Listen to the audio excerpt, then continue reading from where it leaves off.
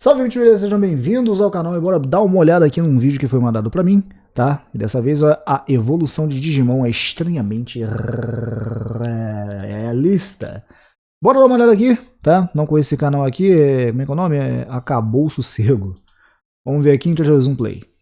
É, de certa forma, um espelho do mundo, e justamente por isso é comum que autores utilizem de conceitos científicos e filosóficos da vida real em suas histórias fictícias. Talvez os conceitos mais comuns de inspirar os autores são os de origem física e biológica. A gente já tá cansado de saber que vários Pokémon se inspiram e apresentam características semelhantes à de animais do mundo real. Mas estranhamente, uma das franquias de monstrinhos mais bizarras e talvez menosprezada pelo público, que sempre faz questão de lembrar do meme de um monte de animal armado com AK-47, é ao mesmo tempo uma das obras mais fiéis aos conceitos básicos da biologia. Sei que é difícil de acreditar que uma franquia tão confusa como Digimon tem alguma coisa de realista nela, principalmente pra gente do ocidente que já é tão acostumado com as regras do mundo de Pokémon. Mas vamos com calma que eu vou tentar deixar tudo mais entendível possível. Eu sou Sossego e vem comigo que eu vou te explicar como as evoluções de Digimon são uma aula completa de biologia. E antes de tudo, vamos dar uma olhada de como surgiu a franquia, que ajuda bastante a entender as coisas. Em 1997, o mundo já estava virado com o sucesso de Pokémon. No ano anterior, Red, Green e Blue já tinham vendido inúmeras cópias para o Game Boy. Em abril de 97, o público passou a conhecer as aventuras de Ash e seu Pikachu, que com certeza foi o principal responsável para Pokémon ter se tornado uma franquia tão conhecida como é hoje. E não é à toa que com todo esse sucesso surgiram inúmeros outros títulos que também se destacavam por bichinhos ou brinquedos colecionáveis que lutavam no lugar do seu dono. Entre esses a gente teve o Digimon, que foi lançado no mesmo ano que o anime de Ash e surfou na onda de sucesso de Pokémon. Mas apesar das semelhanças, na verdade ele era, entre aspas, cópias de outros sucesso japonês. Na década de 90, os Tamagotchis foi com certeza um dos brinquedos que mais marcou a geração, principalmente entre o público feminino. Para os mais novos que estão assistindo esse vídeo e não têm ideia do que eu tô falando, Tamagotchis são tipo um Pou, Talking-Tom da vida. Basicamente um bichinho virtual que você precisa ficar cuidando e brincando para ele não morrer. A diferença é que como não tinham smartphones naquela época, eles eram vendidos numa espécie de chaveiro eletrônico para facilitar de ser cuidado. E ele morria de verdade. O produto já era comercializado pela Bandai. Daí o diretor de marketing Takeishi Hongo e a desenvolvedora do Tamagotchi Aki Maita se juntaram com Hiroshi Izawa, autor do mangá Calmon Digimon, para juntos lançarem o Digital Monsters, que era uma espécie de Tamagotchi direcionado ao público masculino, que eram monstrinhos que evoluíam quando eram cuidados e podiam batalhar com os outros monstros dos seus amigos. Inclusive o nome do suposto criador de Digimon, que aparece nos créditos das obras, Akiyoshi Hongo, é na verdade a junção do nome dos 3 desenvolvedores principais. Esse Digital Monsters foi um grande sucesso no Japão e ganhou um jogo exclusivo no país para o Sega Saturno, que é o Digital Monster vs Digimon Tamers, que é um título bem mediano, mas que não atrapalhou o lançamento do anime de Digimon Adventure no ano de 99. Nossa. Meu Deus. Nostálgico, mano.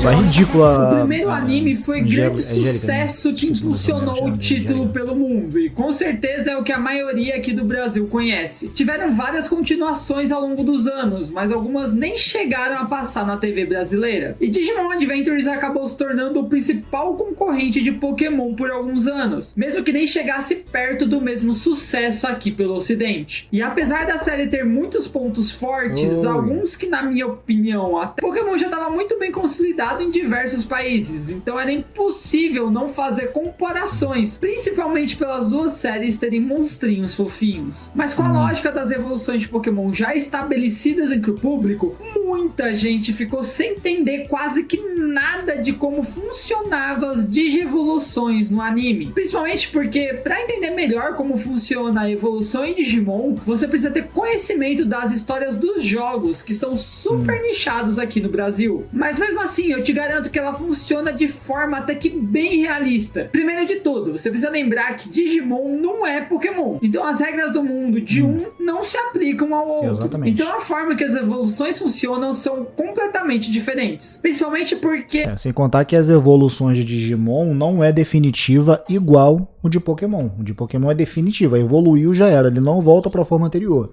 Digimon não, ele desenvolve, mas ele pode voltar para a forma anterior, né? É isso.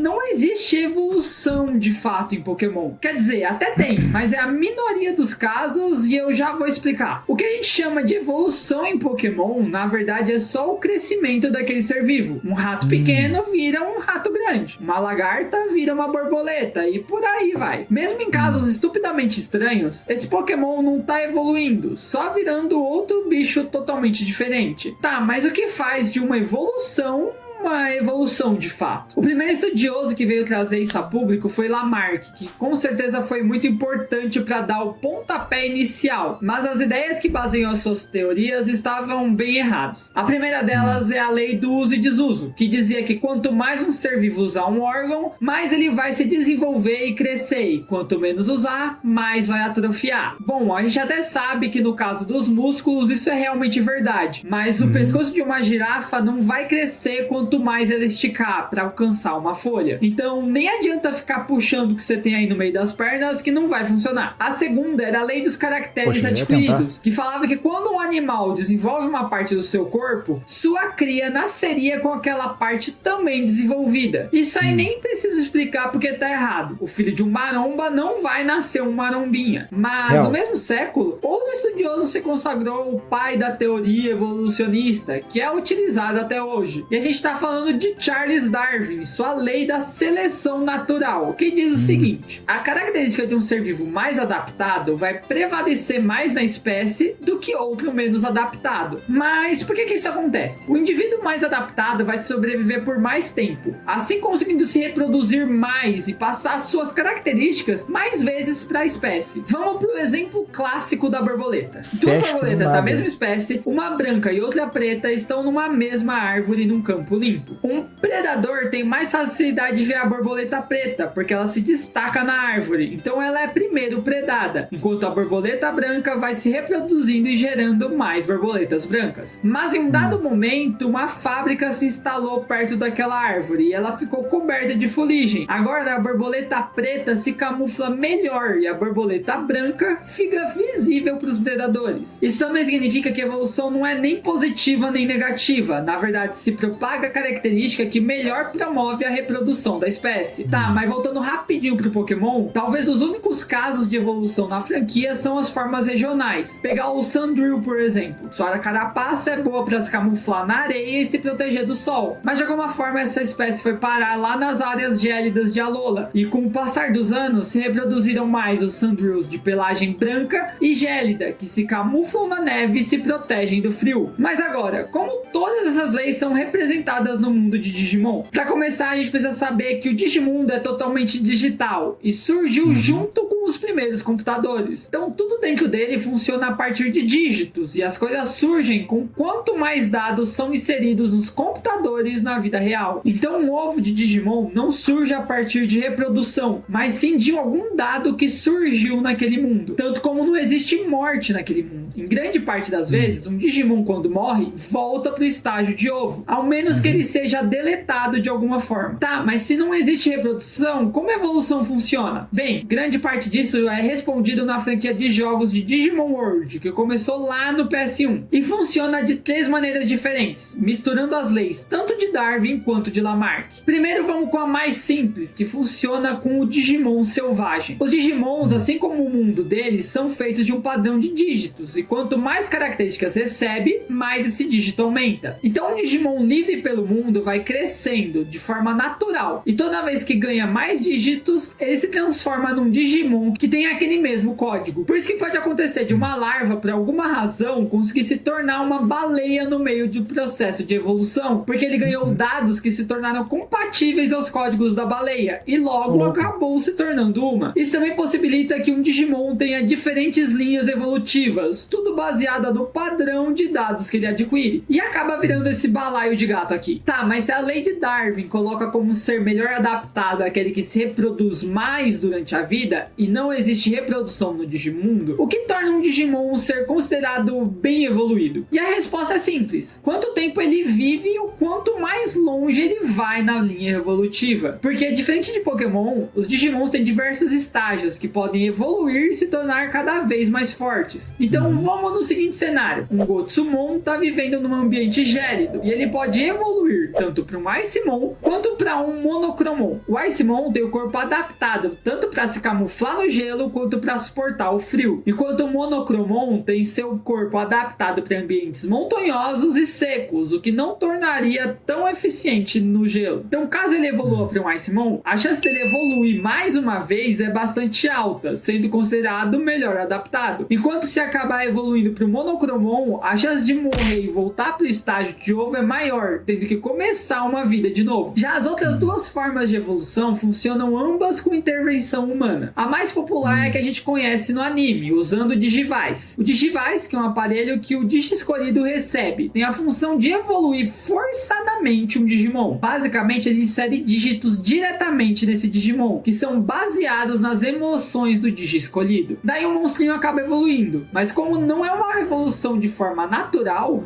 ele acaba não suportando os dados por muito tempo e acaba voltando à sua forma original. A outra forma de evolução a gente vê principalmente nos jogos de Digimon World, que nosso protagonista acaba indo pro Digimundo, mas não tem um Digivice. Então você, jogador, precisa treinar e cuidar do seu Digimon igual aos Tamagotchis. E aqui o curioso é que a evolução funciona a partir dos conceitos de Lamarck, do uso e desuso, porque o Digimon acaba recebendo dados da quantidade de treinamento de algum atributo, como força, agilidade, vitalidade, etc. E com esses dados recebidos, ele acaba evoluindo para outro Digimon, que tem suas características desenvolvidas daquele atributo. Bom, acho que o mais divertido é ver uma franquia que a gente tanto zoa por a maioria dos bichos serem só animais com armas, ter se dedicado tanto para fazer sua evolução de forma tão realista. Na realidade, o Digimundo é imenso e cheio de elementos incríveis nele. Pena que grande parte dessas informações estão focadas nos jogos, que são muitos nichados aqui no Brasil, principalmente por conta da cultura de Pokémon, que dominou o ocidente, deixa a gente bem fechado para outras franquias que podem ser tão boas quanto ela. Acho que o mais importante é só a gente aceitar que, apesar de ter muitas inspirações de ambos os lados, cada uma tem sua individualidade e as duas são merecedoras de sua atenção. Bom, gente, o vídeo vai ficando por aqui. Espero muito que vocês tenham gostado. Deixem seu like, comentem o que vocês acharam, algumas ideias.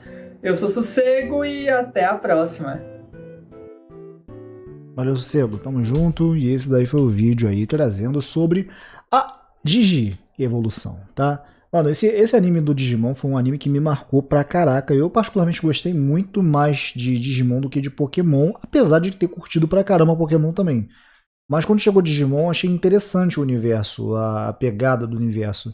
E eu já tinha entendido que era devido a ser um universo digital, né, de certa forma. Então dá a possibilidade de ser feito de fato tudo ali. Tanto que no mundo humano, realmente é o mundo humano, não tem nada. É como se fosse um nosso, a não ser por uns episódios aí que eles conseguem ir para o mundo humano, mas enfim. Até chegar nesse episódio, né, o mundo humano funciona normal como o nosso. E as coisas só acontecem quando o Digi escolhido ele tá lá, né, no Digiverso, por assim dizer, tá ligado? Então, mano, é muito legal o conceito de Digimon. É claro que pode ser meio que uma referência, talvez, a Pokémon, assim como muitos outros, sim, provavelmente, mas né? Não é igual, mas é parecido, tá ligado? Mas eu gosto pra caraca, cara, de Digimon. O que eu gostava pra caraca quando eles faziam a Digi transformação ou evolução, tá ligado? E aí cantava aquela musiquinha lá, tipo uma guitarra. Pô, eu acho muito maneiro isso, cara, meu Deus do céu. Eu particularmente fico hypado. Ficava, melhor dizendo, né? Porque na época que eu assistia. Era muito bom, cara, era muito bom. Link na descrição. Até a próxima e valeu.